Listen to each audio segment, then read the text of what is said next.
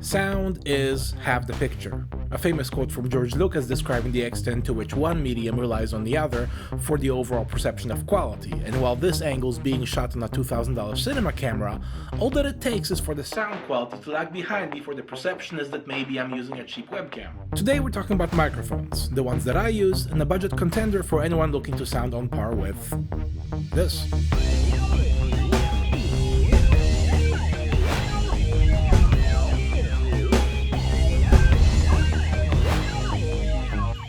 So, with audio or acoustics being the general theme of this channel, there is a good handful of microphones that I rely on to capture everything from sound effects to sound demos to narration to talking head segments like this one. And whenever somebody approaches me about the gear that I use, at least if they're just getting into content creation, the biggest barrier to entry seems to be the initial cost. And let me see if I can illustrate this with my top 5 most frequently used microphones in order of cost.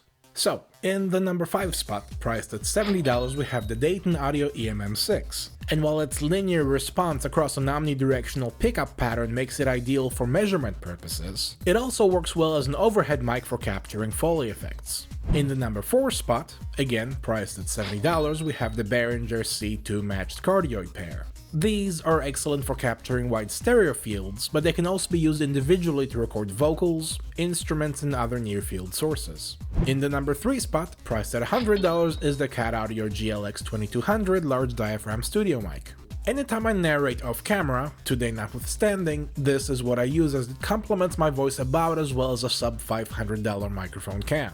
In the number 2 spot, priced at $200, we have the Mini DSP ears. And just like the EMM6 from Dayton Audio, this measurement device pulls double duty as an overhead microphone, in this case, a binaural one. And finally, in the number 1 spot, priced at $240, there's the Rode NTG Super Cardioid Shotgun. Any talking head segment that I film without a microphone in view has this condenser positioned just out of frame, and it does an excellent job isolating whatever it's aimed at. Now, you might say that 70 or even $100 isn't really that steep an investment, but most of the microphones I just listed still need XLR cables, stands, shock mounts, windscreens, pop filters, and some kind of an interface or a field recorder with phantom power, which can push the cost well into the mid-triple digits. That's not entry-level pricing, so let's have a look at something that is, namely the thing that I've been talking into this whole time. This is the T669 from FiFine Technology, priced at $50 on Amazon. And before we even get into the business end, take a look at everything that it comes with. Right away, here's the unboxing footage, and as you can see, the microphone is just about lost in a sea of accessories. The first thing you'll notice is that it comes with a pop screen. And if you do a search for these online, you'll find that for all intents and purposes, a pop screen is a pop screen is a pop screen. There is a gooseneck, at one end of which we have an acoustically transparent mesh, typically fabric, sometimes metal, and at the other end there is a clamp for attaching the whole thing to a scissor arm. All in all, you can find these online for under $10 and they all do pretty much the same thing. Fittingly, the quality of this one seems on par with every other pop screen I ever used. It doesn't creak, it doesn't wobble, it has a strong metal clamp, and it just plain works. The same can be said for the Scissor Arm. Again, the sliding scale from budget to luxury isn't that broad. No matter what, you can generally expect a table clamp, some alloy tubing, dual suspension springs, and a couple of friction adjustment knobs, one at the elbow and one at the wrist. If you think about it, I just characterized every scissor arm ever made, and by that definition, this one is perfectly adequate. Generally speaking, when dealing with suspiciously low-priced products, we tend to look for ways to validate that suspicion, but so far, no corners appear to have been cut, and the trend continues with the included shock mount. High-impact plastic, no snap fit joints, rubberized padding, metal screws, decent quality elastic bands, there's even a couple extras. The USB cable is a little stiff. In that regard, it's vaguely reminiscent of an old lamp cord, but the machined housing at either end is a nice touch. So is the branding on the Velcro strap.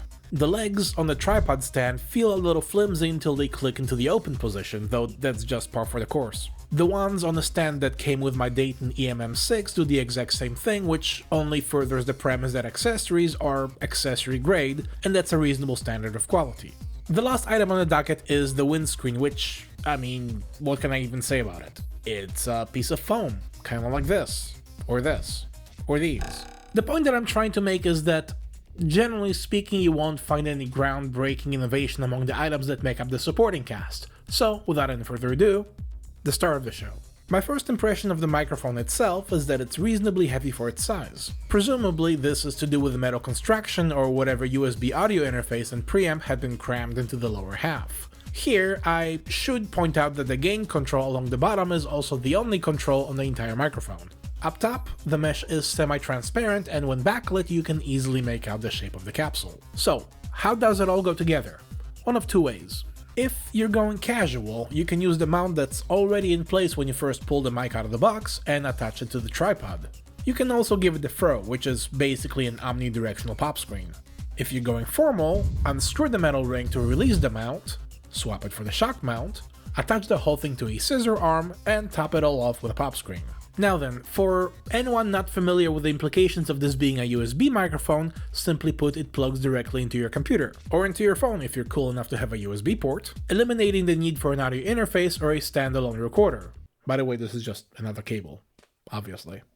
Once you plug it in, the computer will recognize it as a generic single-channel USB plug-and-play audio device sampling at 16 bits by 48 kHz. And you should be able to use it with virtually any bit of software, including audio editors like Audacity, which is what I'm recording with right now. In fact, this entire video serves to show what the mic sounds like recorded in Audacity and synced up with the scratch audio in post.